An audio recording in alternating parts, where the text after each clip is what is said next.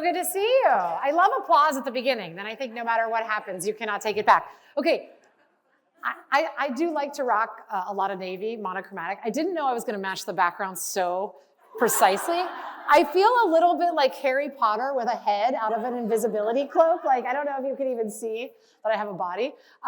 It is a great pleasure for me to be here.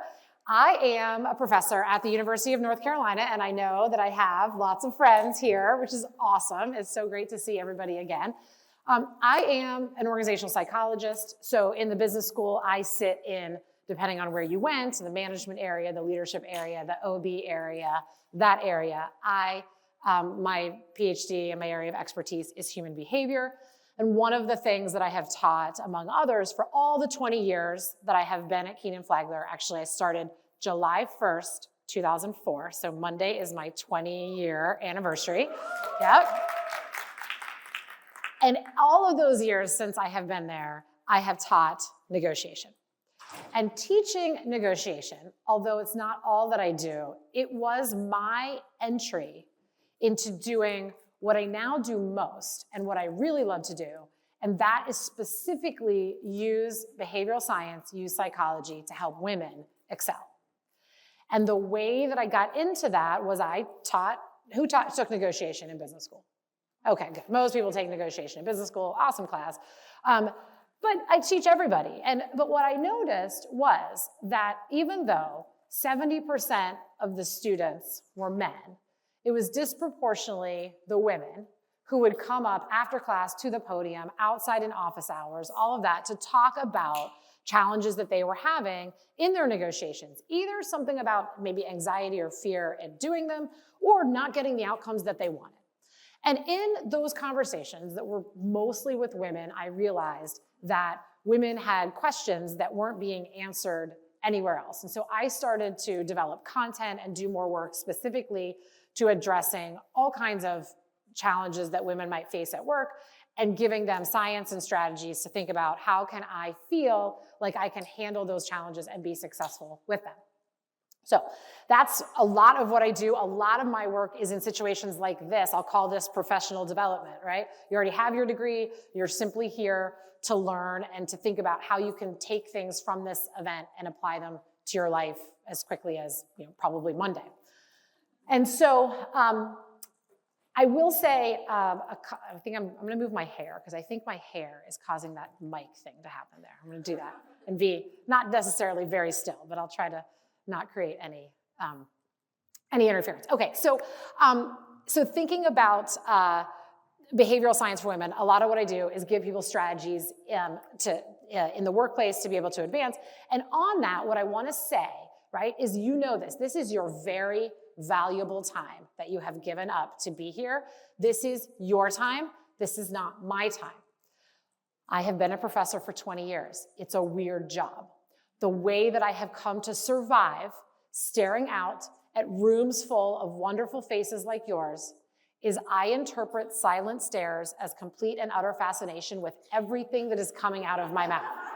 So when you look at me, I think you cannot wait to hear what I'm going to say next. I have some things prepped for us to talk about. I'm going to take at least one big pause in the middle for questions, but we don't have to wait till we get to a pause. This is your session, your time. I've already heard amazing things, and I got to see the end of the prior session about how engaged, interactive you are. So since some of us are new to each other, don't sit there and think, oh, she's talking really fast. She hasn't asked if there's any questions. No, you're just going to stand up, shout out, raise your hand, whatever. And this is all going to be very informal and very organic, and we're going to take it where you want to take it, okay? Final thing I'll say before I jump in is that I am at the University of North Carolina, but for the past 9 years, my family and I have resided in Chicago. My husband is born and raised in Chicago. It was his lifelong dream to get back. He had a job opportunity here. And so I went remote in 2015, long before remote was cool, and I have been commuting back and forth since. Most of the time, that means I actually get on planes. I get on planes to teach my classes. I get on planes to go speak in companies. But today I got in a car. And so I am particularly grateful, not just because my commute was short, but because it means my kids are at home. And because of you, I am actually not dealing with any of them right now. And so I'm really happy to have this nice adult conversation on a Saturday that I otherwise don't get to have. All right, so the title of the session, as you saw on the schedule, Power Politics, Asking for What You Want. I'll start talking about negotiation, and I'll talk about strategies for that. Some of it might refresh things that you might have remember from hearing at some point in business school, all good strategies, and I'm gonna expand beyond the negotiation scope. Okay, so this is a little picture here of Dave & Buster's. Anyone ever been to a Dave & Buster's? Okay, so Chicago had one. It was a casualty of COVID. It did close. I have never been happier. I hate Dave & Buster's. Pre-COVID, I have three kids, boy, girl. Pre-COVID, my kids were of the video arcade birthday party age, where kids would have parties. Many of them, particularly for the boys, would be at Dave & Buster's. And it was an awful place to have to chaperone a party. It was basically like a kidnapping waiting to happen. It was so massive. There were so many rooms. The kids were always hiding in dark corners. You couldn't find them. You were trying to chase them around. It was very stressful. So my husband and I would always rock, paper, scissors with the loser having to chaperone the Dave & Buster's birthday party. The very last one I went to was for my middle child. He's now 12. So maybe he's 6 or 7 at the time. So it's a friend's birthday. They do the standard thing. You play the video games, then you go all the way back in some far room for pizza, and they announce it on the microphone. So he goes, all the kids, they say, oh, it's time for Billy's pizza party, go to the back. So all the kids run back. And I'm following, kind of taking my time. And when I get there, I see my son's best friend sobbing. I mean, sobbing. And his mom is on the floor of the Dave & Buster's on her knees trying to console him. And my first thought was, don't kneel on the floor. Like, this place has not been vacuumed in a really long time. But okay, fine. So I'm like, what could have happened? I go over, and it turns out that they do all the games now on credit card. There's no more get a ticket. That the points just go on your card, and then you take the card up to the prize counter, and you can use your points to get things. Well, he had left, my son's friend, his card in the machine when he ran back, so excited to get pizza, realized it, went back to the gaming area, but somebody had already taken it. So all of his points, I know, sad, right? All his points are gone. So I was like, okay, and my friend is on the floor, and she's like, honey, it's okay. Like, it's Billy's birthday party. Just go over there and have the pizza. Don't worry about it. You don't need those prizes anyway. We'll stop at Target on the way home. Like, I'll buy you something if you want. Just, it's okay, it's okay. And he's obviously not consoled. And I said, no, that's not what we're gonna do. I walk back into the gaming room. I go to the person at the counter, and I explained what happened, and I said, can we get another card? They said, oh, no, we can't do that. I said, well, I don't really need the card. I just wanna get the prizes. Ma'am, we don't sell these prizes. You have to earn these prizes. And I said, okay, you're missing an business opportunity, but I'm gonna put that aside for a second. How do we just solve the problem of get the kid the card? Finally, I had to say, is there somebody who has the authority to do this? Like, is there a manager? And the manager comes out, and you think like, oh, the manager is a 17-year-old kid as well, working at the Dave & Buster's. I explain what happened, and finally he realizes I'm not going anywhere until I get this card. He said, sure. How many points were on the card? And I said what the kid told me, 3,000. And he looks at me. I guess 3,000 was a lot of points. He looked at me like this was my grand plan, to defraud Dave & Buster's with a fraudulent claim of a lost card. Reluctantly gives me the 3,000 points. I take it back. The kid is still crying. I hand him the card. All of a sudden, problem solved. Tears go away. Perfectly happy. Goes about his day. So I tell you that story because you think, oh, Allison, you teach negotiation for a living, so that's just kind of what you do. You're just always, negotiating for things all day long. Well, yes and yes. But the reason I tell you that is that the woman, the mom, who was on her knees on the floor trying to console her kid, who was not negotiating, it is not the case that she is more fearful of those kind of situations, avoids conflict, doesn't really feel comfortable negotiating. No, what my friend does for her day job is she runs litigation for one of the biggest law firms in the world. And she basically, what she does is she defends class action lawsuits. So if your company gets a class action brought against it, she's the one who's going to come in and save the day. If we ever had to go head to head in a negotiation, I'm sure she would tear me apart. But here she was in this situation where she wasn't negotiating. She was simply trying to accommodate and tell her son, it's okay, you can go without. And what was the main difference between how I reacted and how she reacted? Not that I'm a better or more comfortable negotiator than she was, but that it wasn't my kid. And it licensed me in that situation to be much more aggressive than you would have felt if it was your own ticket that had been lost or even your own child. And this is one of the things that you've seen and you've experienced in negotiations. And this is a finding from a study here that looks at how women and men perform depending on who's the beneficiary of the negotiated outcome. So this was results from a study where people had to negotiate, men and women, and they were negotiating for a salary, a fictitious, all the simulations you did in graduate school. They were negotiating for a salary, but the question was, who was the salary for? Was it either for you, or was it for your mentee or subordinate? And this was the gender difference they documented. When a man is negotiating, the difference, whether it's a benefit for self or benefit for other, doesn't really affect the outcome. But you see on the right-hand side the big difference for the women, where women don't do as well as men on average when the outcome is for themselves, but they do much better than men when the outcome is for somebody else.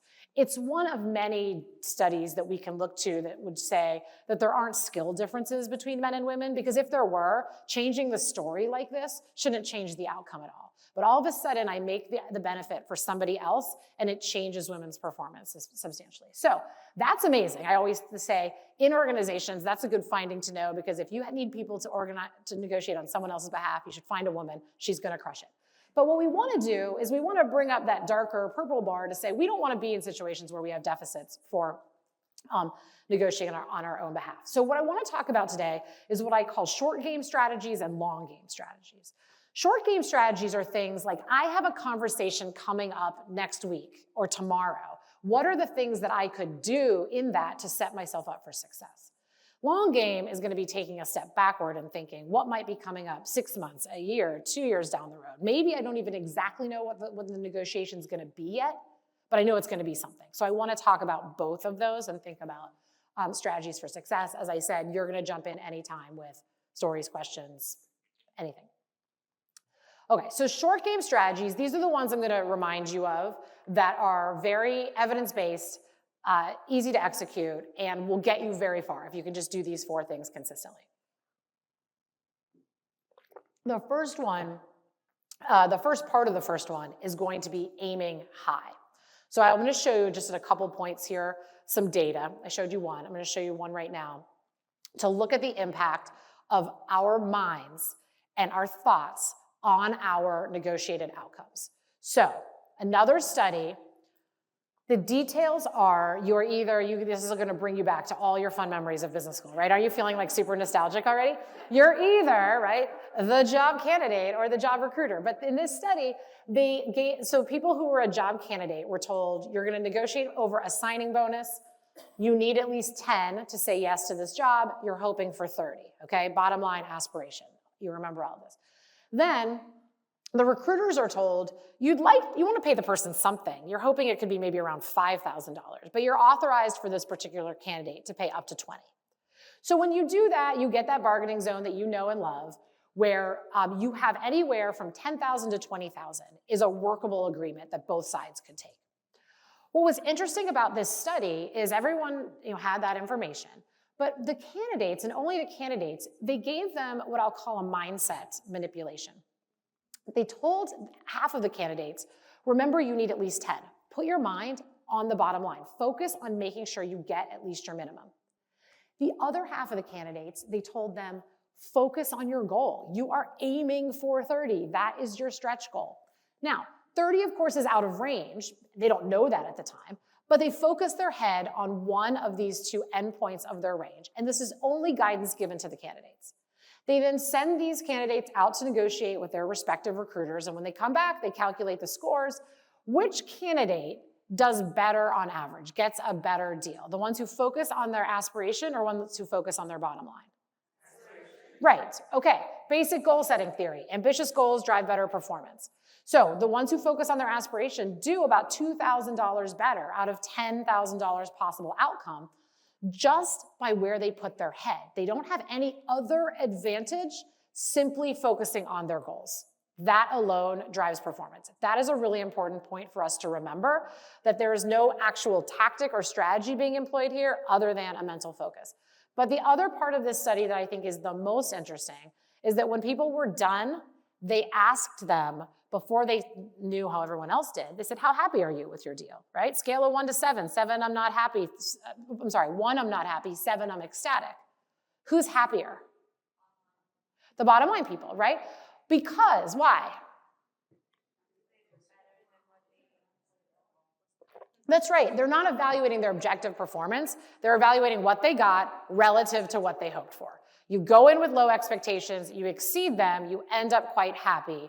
You go in with high expectations, you don't hit them, you objectively do better, but all you can see is that $14,000 gap that you did not close. So this is good for us to remember when we think about our setting ourselves up for success in negotiation, is some of the things that do help us do the best don't always feel that good, and we can't see what would have happened if we had done something different.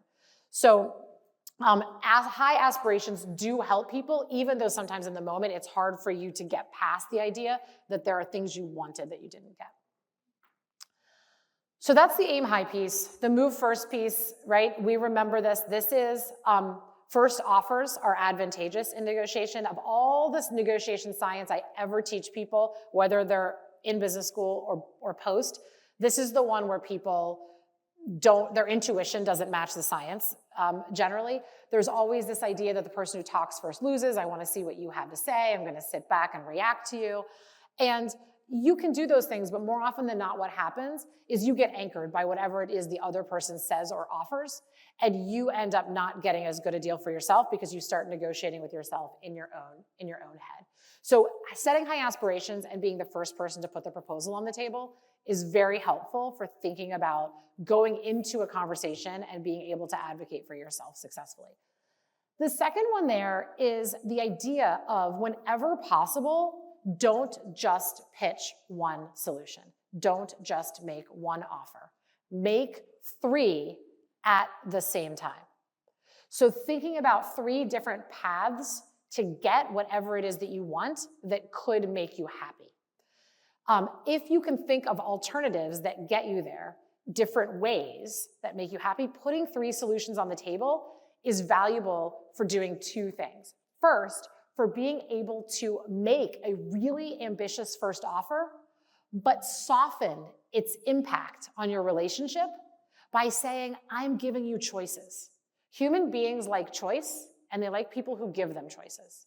And anytime you say, hey, I'm not just pushing one outcome, there's a lot of different things that could make me happy, people end up not only liking you more, but feeling like you're more interested in reaching a deal, you're more cooperative, and you're more likely to get a good outcome. So thinking about being able to lead with 3 things, not just one. The third one, and the mistake I see most people make, and we look at the science, we see this too, is not asking enough questions. Okay? The best negotiators ask more than twice as many questions as the average negotiator. And the questions are designed to do one thing, which is to learn about what other people care about, okay? Because that is what allows us to answer and do the fourth thing, answer the what's in it for me question, right? You know, negotiations are trades. We need to be able to give and to get, but what is it that somebody else wants? And that is often unknown to us until we start asking enough questions and the right questions. So we want to ask questions about what people want, why people want it, and we also want to ask them about their priorities. Of everything you want, what's most important to you?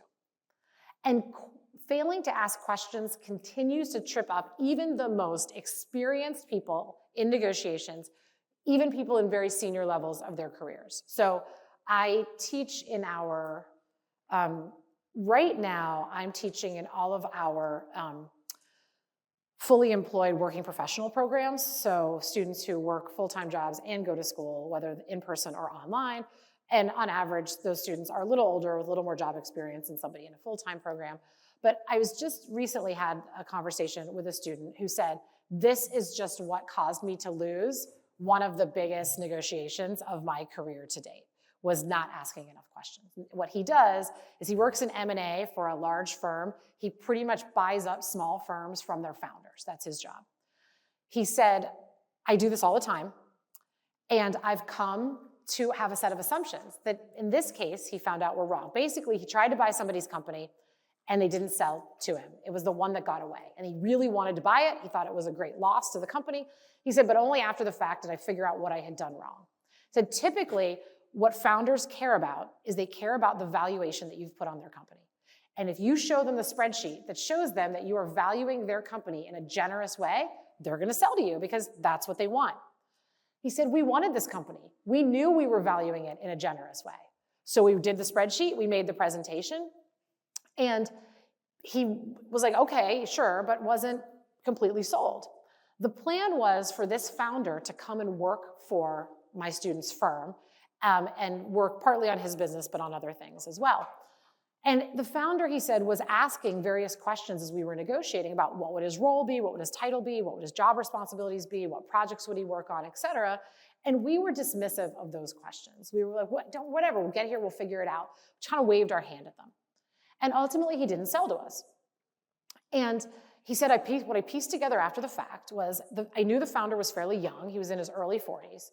His ownership had been quite diluted, so this sale, even despite a favorable valuation, wasn't going to give him buy a yacht and sail off into the sunset money. He was going to go back to work, not just because he had to, but because he wanted to. He was in his early 40s. He knew he had more contributions to make. So he was really thinking about this sale as his retirement, timely topic based on the last conversation. And so what he was really focused on was, what's my next contribution? What am I going to do next? And he said, because we weren't asking him what matters to you, we were simply assuming founders care about favorable valuations. And we were treating the negotiation as if that was the most important variable. Not only did we not ask him what he cared about, when he was giving us clues, we weren't even listening to them. And because we couldn't give him any answers, he found uncertainty as to what he was going to do on appealing, and he went and sold it to somebody else. And he said, what a tremendous loss for us. He would have taken less money. He was tremendously talented. All we had to do was find something good for him to do, and that would have been a huge win.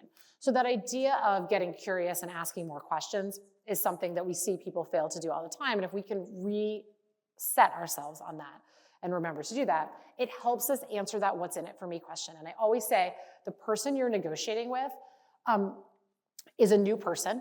They're not the same as the person you negotiated with yesterday, and they're not even the same as they themselves were yesterday, necessarily. And I've seen this happen, and you may have seen this happen coming out of COVID, okay? I teach people to negotiate. People come to me, and they want me to help them with their job negotiations. Happy to do it. And I always tell them, like any negotiation person would, don't just think about your salary. I want to think about this entire job and the role that it plays in your life. But when people come to talk to me, what do they want to talk about? Their salary. They're like, Allison, yeah, I get that. Can you just please help me get another $10,000, $20,000, $50,000, whatever it is? Okay, I'll try. Well, you know what? COVID did me a variety of favors. Not only did it close Dave & Buster's, but now when people come to talk to me, they want to talk to me about two things. They want to talk to me about how I can get them more money and flexible work. Okay, good. We at least have two things we want to talk about now, okay? So, how many of you, did anyone exit a role because of flexible work or inflexible work between COVID now? Okay. So my husband is dealing with this now. And my husband is, he's senior, and again, like time flies, you forget how old you are. Next thing you know, you think of yourself as like, the young upstart, and now you've become one of the old, grumpy senior people. So this is my husband in his firm, he's in finance, who's outraged, right, that his people do not want to come back. And he's like, we need to be back in the office, and it's good. And every time he says this, I just say, okay, boomer, like, do your thing, do your rant. And, I told him, I said, you want to do this because it's good for you, because you have a lot of privilege. Like, you're a senior guy who has an office with a window that overlooks Lake Michigan. And what do you have at home? 3 kids and a milk crate in the corner. You have no space to work. So, of course, you want to go back in the office because it serves you really well. But I was like, the people have spoken. Nobody wants to come back to your office. So figure it out, okay? But my point is, he goes to negotiate with the same people that he's known for years. And he comes in with the same set of assumptions about what people value. And he's trying to solve the same negotiations with their career paths with the same strategies. And I said, I'm telling you, yes, that person 5 years ago would have been perfectly happy to come in 5 days a week for X, but they have a different set of priorities now. So yes, they're the same human being, but they're not the same human being. And we need to recognize that that person's interest has changed. And so thinking about how do I understand and really appreciate what does this person really want so that I can craft my argument in a way that's going to give them something that they care about.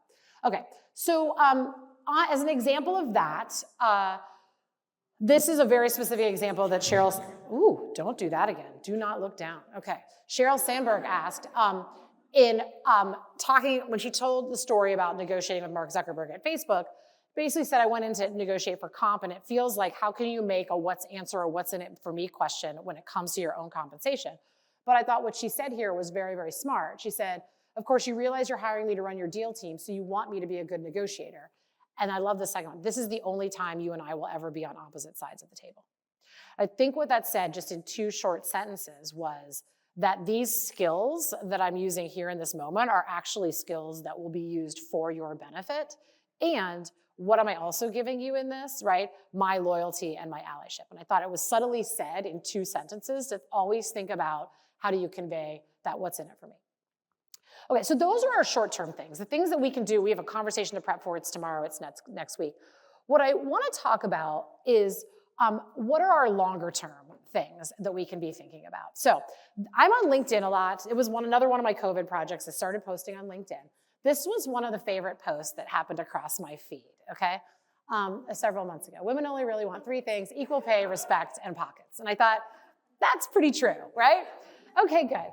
And I thought it was interesting for 2 reasons. 1, it was funny. 2, it was true. I guess 3. And the third one was that it was specifically talking about 2 things that have been longstanding areas of research focus for me, and a lot of the work that I do with helping women get what they want, not just out of their negotiations, but out of their lives.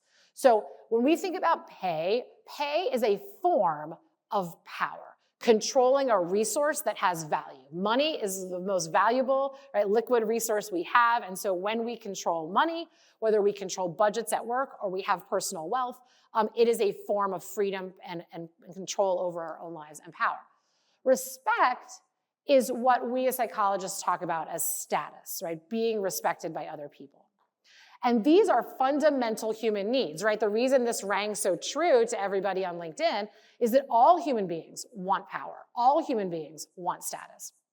They are things that everybody seeks, and when we lack them, our lives are worse. So what I always tell people is lacking control and being disrespected are psychologically and physically just as damaging as living a life without friends.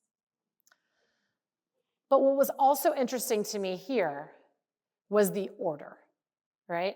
And this order represents a lot of how I see people approach these 2 fundamental needs. What's on top? Power is on top, and status is second. So if we look at women's power and status challenges, some examples, okay? Being underpaid, being underplaced, being underrepresented. Those are all examples of power problems, right? We lack the authority, we lack being the majority in the room, and being the majority in the room is a form of authority if people are going to vote in coalitions, and obviously lacking pay equality as well. Those are forms of power problems. On the status side, we have all that other stuff, right, that you hear about, okay? And people you've confronted from time to time or frequently, right? Interruptions, mansplaining, heap-heating. Sometimes people haven't heard of heap-heating. It was a very viral tweet by a physicist who said, you say something and no one pays attention, but then the guy repeats it and everyone notices. That's what heap-heating is. Microaggressions. Having your judgment questioned, having your advice ignored, getting feedback that you're too much, too little, not enough presence, too much presence, whatever it is. Those are all forms of status problems, of somebody not valuing the contributions that you bring to the table, of lacking respect.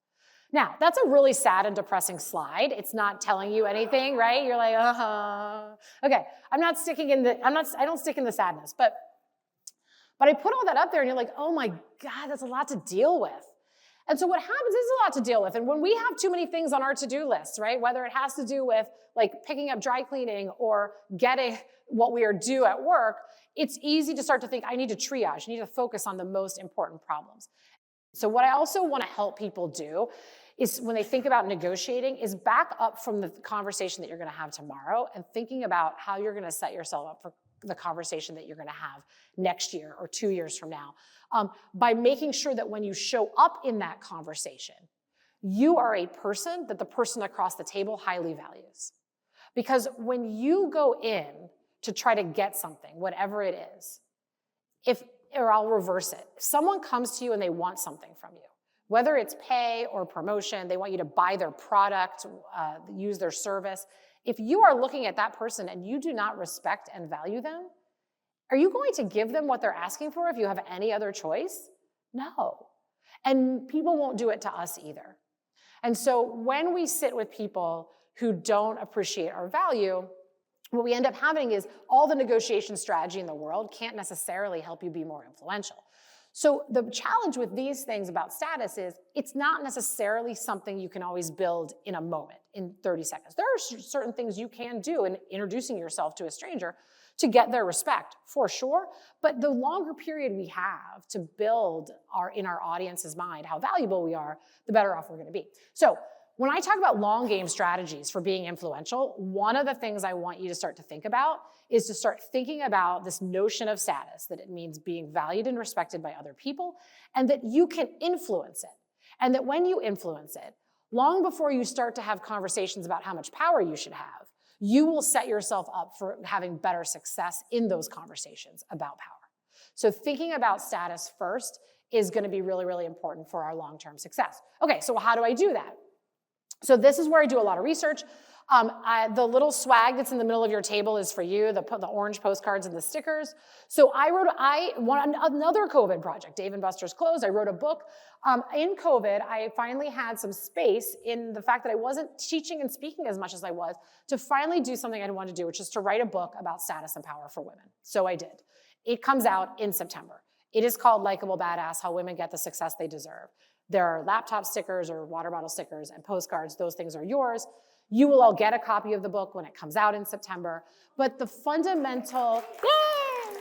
You get a book. Okay, amazing. So I want to talk a little bit about why I wrote the book was because, as I said, status is a fundamental need that we are not talking about as much as we should. And I want to make people understand where status comes from so that you can start to be in control of how other people see you to your advantage. So the interesting thing about status is your status exists only in other people's minds. It's other people's judgments of how much they respect you and how valuable you are, even if they are completely wrong. So it exists only in their minds, but the effects are very real and they have impact on our lives. Status judgments that people make about us, the status judgments we make about other people, they're not random decisions. They're based on two dimensions that we pay attention to when we look at other people. One is, I'll call assertive submissive, okay? Assertive submissive is, if I give you something to do, can you get it done? Are you persistent, dedicated, competent, resourceful, organized, all of those things, right? That's a good set of skills to have, and we respect people when we think they have those skills. The other set of attributes that we look for is, do you care about people other than yourself?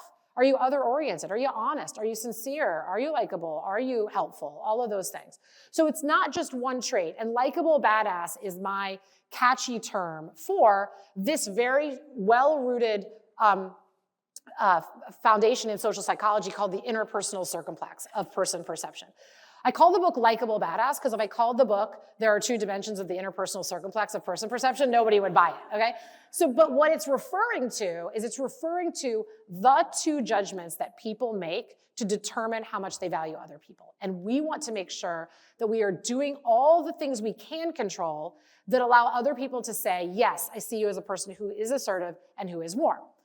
Now, you hear that and you're like, oh yeah, that's not so easy because haven't we been trying to do that since the dawn of time without success? Well, sometimes yes, and I explain in the book why it's harder for women to get credit for being assertive and warm at the same time than it is for men. But what I'm going to talk about now is not the why it's harder, but what are the things we can do to influence it. And the idea here is we want to control the variables that are controllable, the things that we can do.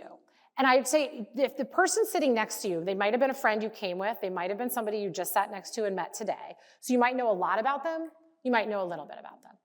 But every single thing you know about them comes from one of two places. Things they have put out into the world about themselves, okay? You connected with them on LinkedIn, you read their bio, they introduced themselves to you, okay? You looked at their name tag, whatever. Things they've done, and then things that other people have perhaps said about them. Maybe you overhear something, right? Maybe someone comes to you and tells you something.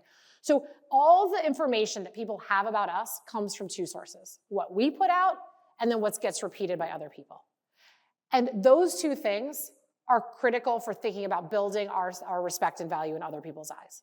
So what I help people do is to control both of those paths to the greatest extent possible, recognizing that it can be more challenging depending on who you are and who you're trying to convince, but those are our two most controllable paths. I'm going to talk about the first one for a minute or two. I'm going to open it up for just questions, and then if we want to talk about the second one, we will. Otherwise, it'll just be a big cliffhanger for you'll get a book in the mail in the fall, and you can read about it, okay? So I'm going to talk about thinking about tweaking your story. So I wanted to bring some science to things you've long been told, but help you understand why some of this advice has been given and what you have to follow and what you don't. So what we want to do is we want to make sure when we are putting information out into the world, we are trying to put out information that is assertive and warm at the same time. So I always say to people, in every interaction, ask yourself, what's the thing I can do in this moment to show up as assertive and show up as warm, and then try to do that thing. But some of the things that we think are going to really build our status or help us actually don't, and I want to show you why. All right? One of the things that's bad is hiding our successes. Okay, raise your hand if you ever had something good happen to you and you kind of withheld it from somebody. You were like embarrassed to tell them. Okay? All right, that's hiding a success. It's a bad thing to do. This is where you end up when you hide successes, okay? You assertive but cold. Why? Because when you don't tell people about something good that happens, invariably they're gonna find out. The grapevine is just too efficient these days. So eventually they'll find that thing out anyway. And when someone finds out that something good happened to you and you didn't tell them, do they think, what a sweet and modest person for not telling me that? How lovely they are. No, nobody thinks that. They think either you don't value them and you don't consider them a close friend and confidant, so you're not going to tell them your stuff. That's not good for your relationship. Or they conclude, they didn't tell me because they felt sorry for me or thought I was too petty and envious to be happy for them and I couldn't celebrate their success. What must they think of me to think that I wouldn't, be happy for them?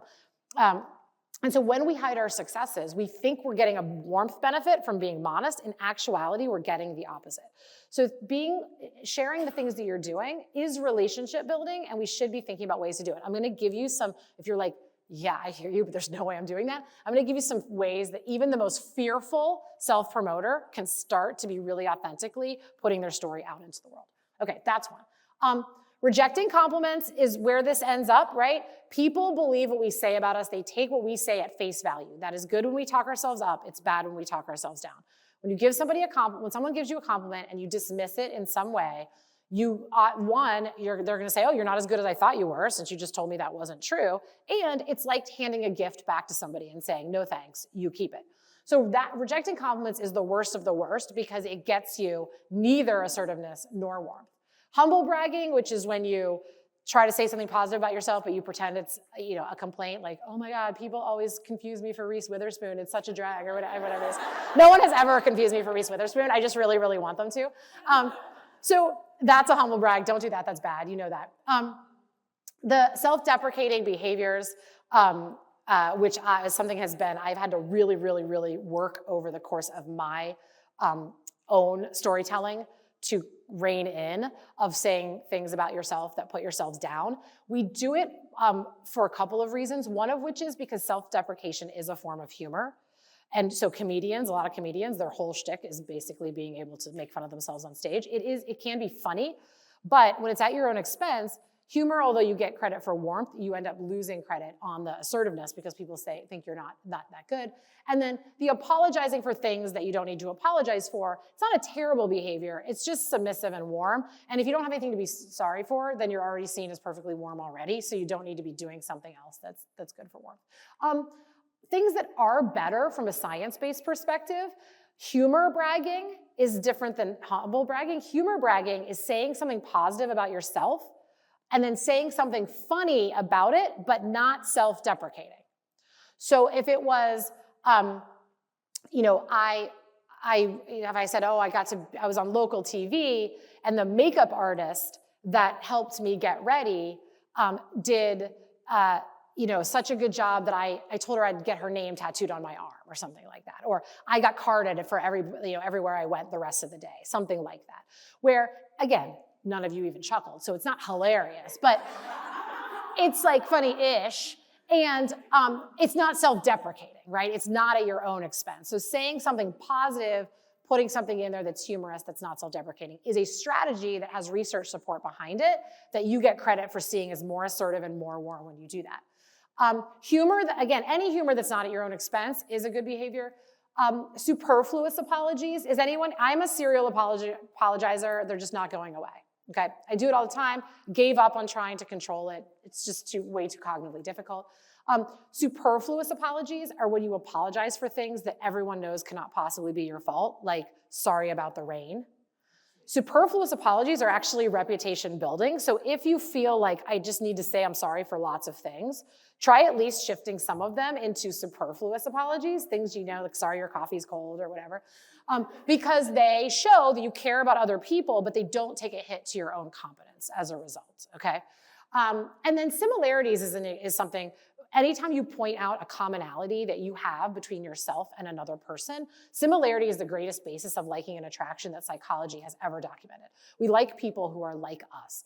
And because we think we're amazing, when someone else is like us, they're also amazing, okay? I just had a couple of calls recently, and I was talking to a woman yesterday that I met on LinkedIn, and she lives in Chicago, but we were just meeting virtually. And where are you from? And we realized we were both from Pittsburgh. And then next thing you know, we have this whole long conversation about the Steelers. And by the end of the conversation, we're both offering to do things to help each other's business, which isn't uncommon, but it was very clear we were both going to extra lengths to be generous to the other person. Why? Because we had something in common. And I always say that when we look different from the people that we work with or interact with, right? It's easy for us to believe that we are different or there's nothing in common. I assure you that is not true. Talk to anybody for 5 minutes, ask enough questions, you are gonna find something genuine that you have in common between you that you can highlight.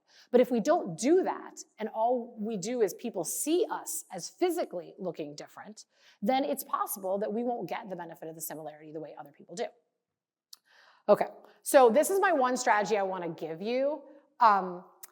And then I'm gonna just stop talking completely and see what kind of questions this brings up for you. If the idea of telling a strong story in front of people, going on social media, saying something that is positive about yourself, whatever, if those things scare you, or even if they don't, there's lots of different tools we have at our disposal to tell our story once we start thinking creatively about it.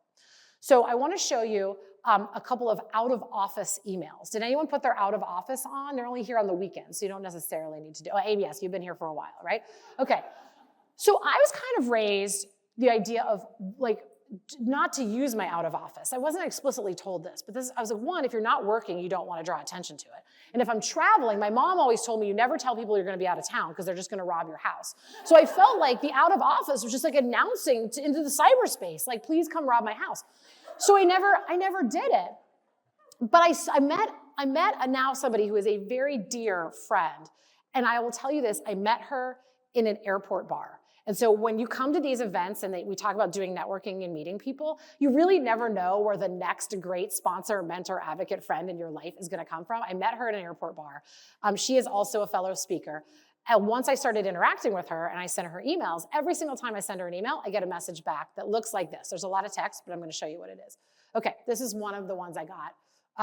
I think this was during COVID. It says, aloha, and thanks for your email. If you're getting this email, it means I'm currently rocking a keynote on stage today with such and such team. Streaming socially distant style and delivering fun engagement, beautiful visuals, and an impressive virtual experience for clients. I love partnering with these people. Check them out at this URL. Since I'm 100% focused on serving my clients and attendees today, like I will be focused on you soon, my replies will be slightly delayed. If this is a time-sensitive matter or you want to text me a cute picture of your dog, please text me at this number. If not, I look forward to replying to your email within 36 hours. She has her out of office on constantly, okay? And I saw this and I'm like, that is so brilliant. Because the ostensible purpose of the email is just to tell you I'm going to be slow to get back to you. But think about all the other information you learn about her because you got that message that allows her to tell her story, that she's delivering a keynote, she's doing all these great things for clients, she cares so much about her clients, she cares about you. Little humor for a dog pictures. The answer to how many dog pictures she's gotten over the years is about 500. So very, very creative use of this, okay? I'm gonna tell you one more and then we're gonna do questions. I got another woman I did not know by the time I got this email. It is only one sentence, okay? It's a woman who is the founder of a company called Hera Hub, which has co-working spaces, among other things, co-working spaces oriented toward women entrepreneurs. I was interacting with her and we were just getting to know each other. I sent her a message and I got this. My response to email will be delayed as we are busy opening our 7th location in Chicago. So what did I do as soon as I got that message? I looked her up. I was like, she built 7 of what? Like, that's pretty impressive. Okay, amazing, right? All of a sudden, I was super curious about her. I went and read all about her story. And it all came from an out-of-office email that doesn't seem self-promoting because it seems factual, like I'm not here, I'm delayed. And she hasn't asked me, but if she did ask me, I would just tell her, put a 1-second sentence there that's focused on something other-oriented, like it's gonna give us more opportunities to serve even more women in their entrepreneurial journey or whatever it is, something like that, okay? Great, out-of-office emails. I'm gonna come back to this one if you're curious. I'm just gonna go to this blank slide right now. And I'm gonna say, what stories, questions does all of this bring up for you? Short-term strategies, long-term strategies for setting yourself up for success, getting what you want that I could answer for you. Yes?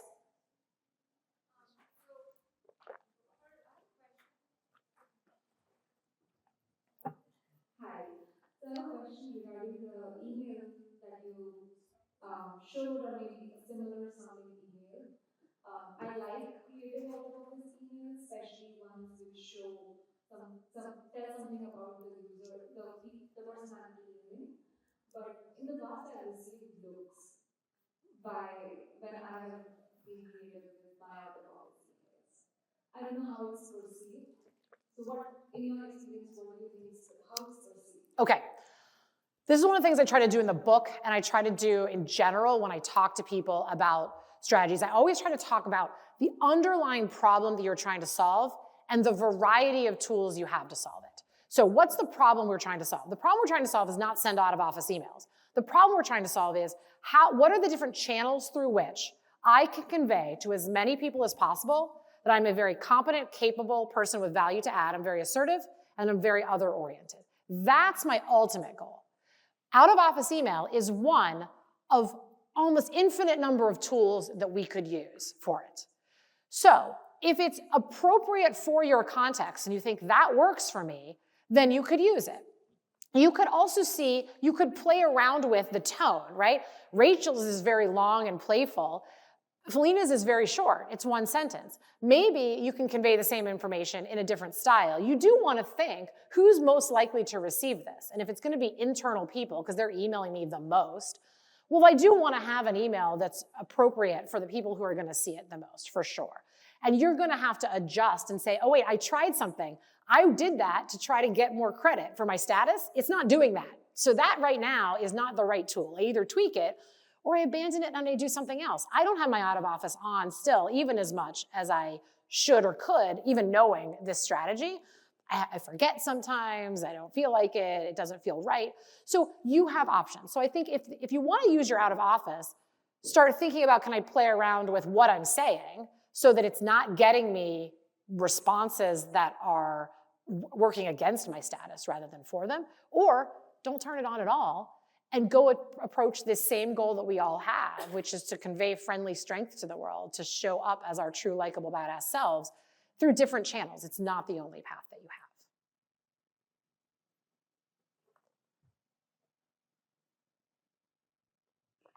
Thank you so much. So I find myself wondering how age plays into this equation and what you think about that. I often joke like, oh, try to age me to like 10, 5, even 10 years younger than I really am and discredit me a little bit. So I try to use humor to be like, no, I look great, but I'm at 10 years worth experience. So do you think that changes behavior at all? Age is a status characteristic. So there's a whole host of what we call ascribed status characteristics, things that for the most part we can't do anything about, that people make judgments on how respected we should be. We tend to be more respected, well, people, unless they're women, tend to be more respected in middle age than they are when they're very young or they're very old. Gender is a ascribed characteristic. Race is, sexual orientation is, religion, accent, height, weight. There's a lot of them. So yes, they all play a role. I do a lot of work speaking to women, so I talk about gender as a status characteristic, but it's not the only one, which means that everybody has to manage status, and it could be in any given moment, our gender is not the ascribed characteristic that is causing us the most problems. We might have to be confronting something else, but it still lends itself to the same advice, which is what we see from the science, which is very encouraging, is we have ascribed characteristics and we have achieved characteristics. So that would be things you could have some control over and might actually have some meaning, like your education, the fact that you went to graduate school, your grades, something, an award that you won. There could be some meaning in some of those things, and you can achieve those things.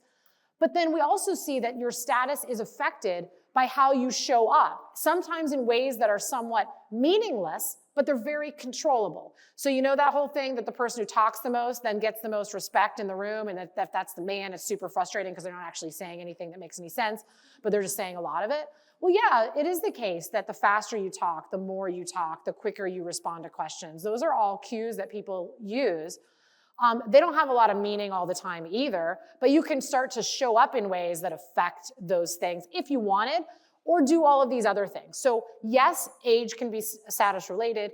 Yes, you need the same type of mentality, which is I have to overcome something that when people look at me, it's going to cause them to devalue my status, but only perhaps for a moment if I can then act in ways that are going to get their attention focused on the positive things I want them to be paying attention to, my contributions and the value I deliver to others. Absolutely. Allison, thanks so much for sharing the framework with us. I found it really helpful. And the first thing that came to my mind is that I was in the bottom right-hand corner, which I would coin as Midwest nice. Which is basically you Here? apologize for everything. Yeah. And I think part of it is just like an ingrained habit. So my question for you is, how do you unlearn some of the habits that put you in these other quadrants? And what can you do to learn the habits in the upper right quadrant? For example, like how do you find someone who can like help you learn how to do this? Like, it feels like this is something you should be able to learn. Mm-hmm. Like, what do you recommend? Yeah. So 100%. So what I would say is this is exactly, so one is analyze where you tend to show up, like where you tend to default. And sometimes people, it's not uncommon to say, yes, I default to the bottom right. All right, tools that we can use.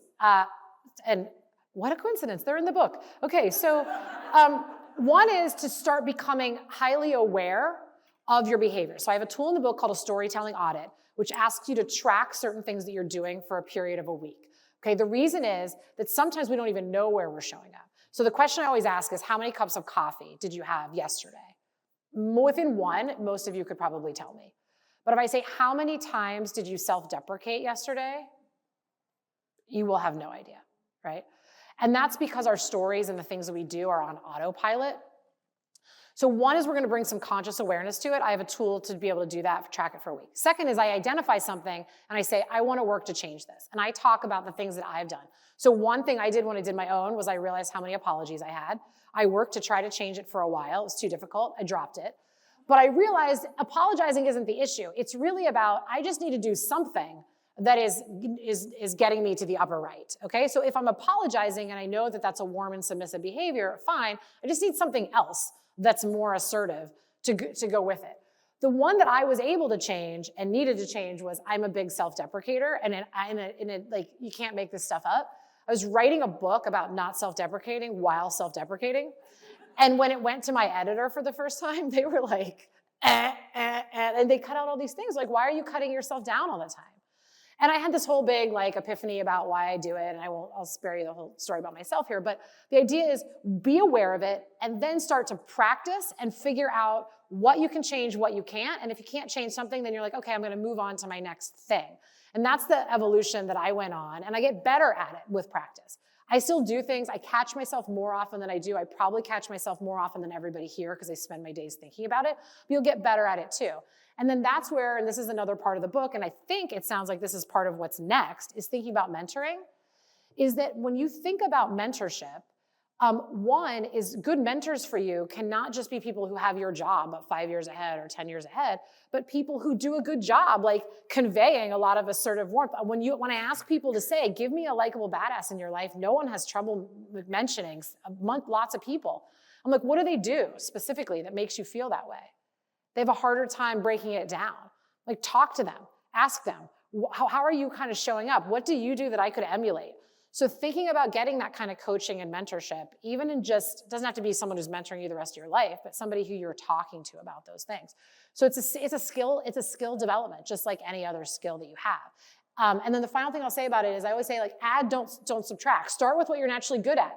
You're like over in the right corner here, and you're like, oh, well, that's more submissive, but it's really, really warm. So you have one thing that's already going for you, and then you can just focus on how can I add in bits of being able to showcase characteristics that get me more credit for strength and assertiveness. At times, I don't have to abandon anything I'm already doing. I'm adding in other things as well. But that all comes over time as a practice, as an evolution, just like anything else that we're going to try to get better at. Sure. So a couple great questions there. So one is, what happens if you're essentially like, you're saying and doing all the right things, but people are devaluing you, perhaps because of an ascribed status characteristic. So the piece that we won't totally jump into today, but I will just show you this quickly, is I was talking about talking about yourself in a strong way. The other piece that I really build on in this book is getting other people to say good things about you. Okay, this happens all the time. You hear about somebody from somebody else, they recommended to you, and you hear bad things about people from somebody else. Okay, we sort of have lived in fear of people talking about us behind our back because we were told in high school that it was like traumatic, and then it's a bad thing. But people talking about you behind your back in a positive way is one of the most surefire, efficient, effective ways to build your status. Because if someone else is going around the world saying good things about you, there's no reason to discount it. They have no reason to say it unless it's true.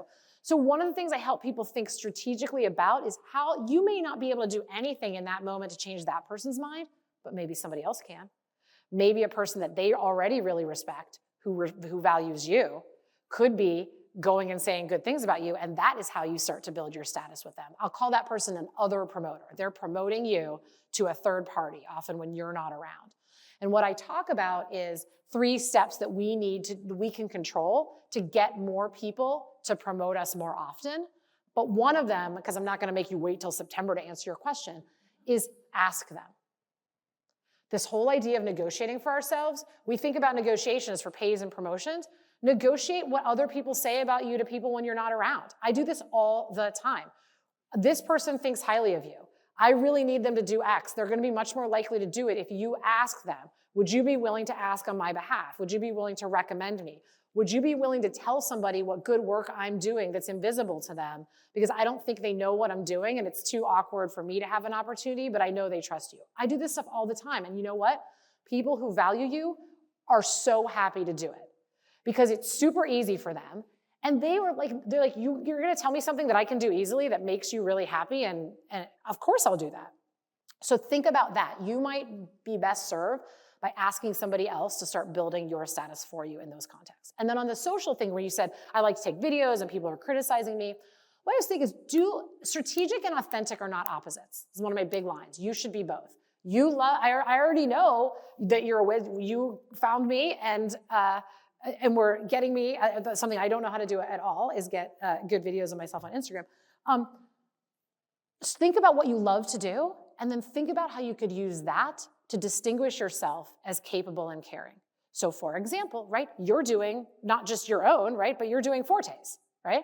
And if somebody else is struggling with something, say, hey, I could help you with it. Not necessarily even on social. Like, hey, you're gonna give a presentation. Would you like me to get some video of you so you could watch yourself back, right? Would you like me to get photos of you, like, or take pictures of like this party that they had for you and I'll send them to you. Think about how you can do things you naturally like and are good at, but then add it as value to other people. And then all of a sudden, your hobby or the thing that's now just like, why do you do that? Oh, that's useful to me. And you stand out in a positive way. And now I'm gonna come to you with questions and I don't know how to do that. And next thing you know, you have expertise to offer. So that's what I would start with. Authentic is you do you, what you really love. But then think about how could I make a small tweak to have this thing help me be showcased as more competent or more caring to other people? Of course. Know your style.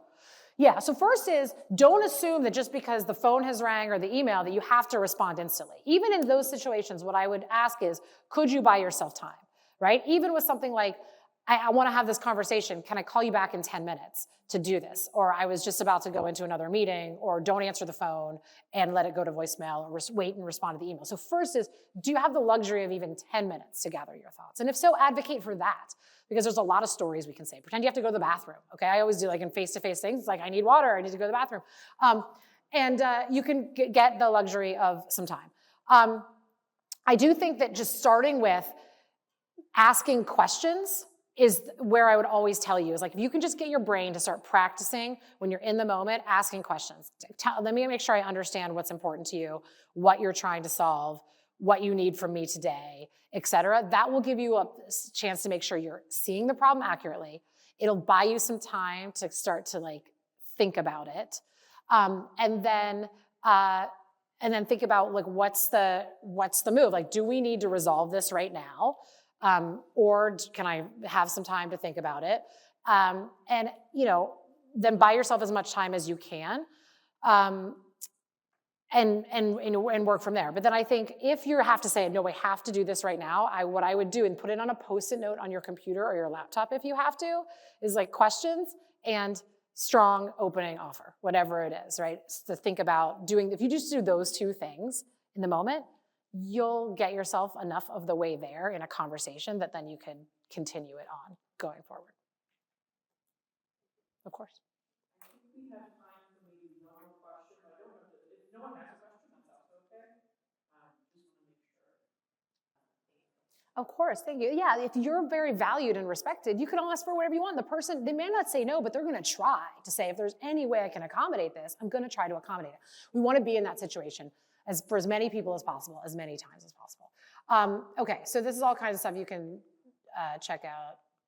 Oh, here's my 10-10-10. I'll give this to you. This relates to building other promoters. So I haven't gone through the whole science of it, but that doesn't mean that you couldn't do this for the rest of the day and thinking about it. Meeting more people. So people can't promote you if they haven't heard of you. So I always say give people a challenge. Meet 10 new people. 10 small deposits, which is do things of service to other people that are little things. Like I could, do a post for you on Instagram, or I could make an introduction for you. I could give you a compliment. I could give you a piece of advice. Things that are quick and easy to give, but they start to help you be seen as a person who has value to add, and you do it in service to others. That is always a winning combination for status. And then promoting people to others. So the other way to get people to promote you is to promote them first, because reciprocity rules the world. If I say something good about you into the world, you are much more likely to come back and say something good about me. So one of the happiest, most authentic, safest things we can do to start getting other people to promote us is just say truthful, good things about the people around us to as many people as we can. And if we did nothing else other than that, we would get more people to promote us. So promoting people, asking people to promote you. Okay, you'll get these slides, but in the influence negotiation space, these are all books written by women in the past couple years that focus on negotiation and influence, all science-based, all for practitioners, could be interesting, okay? And then that's what my book looks like. That will come to you. But then this QR code, so you put your phone up to the little QR code, that's gonna take you, just do it, even if you're taking a picture of yourself, just do it, it'll hurt my feelings if you don't do it, okay? So this is gonna take you to a page where you can sign up for my newsletter. I write it, it's free. It is called The Upper Hand. It's behavioral science to help women excel. And that page will take you there. You can sign up for it. And I post once or twice a month on topics related to living and working as a woman and trying to use behavioral science to be successful. It also gives you all kinds of other ways that you can stay in touch with me. I am newly on Instagram. Been on LinkedIn for a while, all of those kind of fun things, okay? So You guys are awesome. It's so great to be here with you. I'm going to get off the stage. If you have questions as I'm moving out and we're on the break, I'm happy to answer them. But otherwise, stay in touch with me. Do not have to be strangers. This is how you find me. Some of you I've known for years, some of you I met before the conference, and some of you we're going to become best friends after the conference, okay? So thank you for everything. Enjoy the rest of your time here. Let me know how I can be helpful.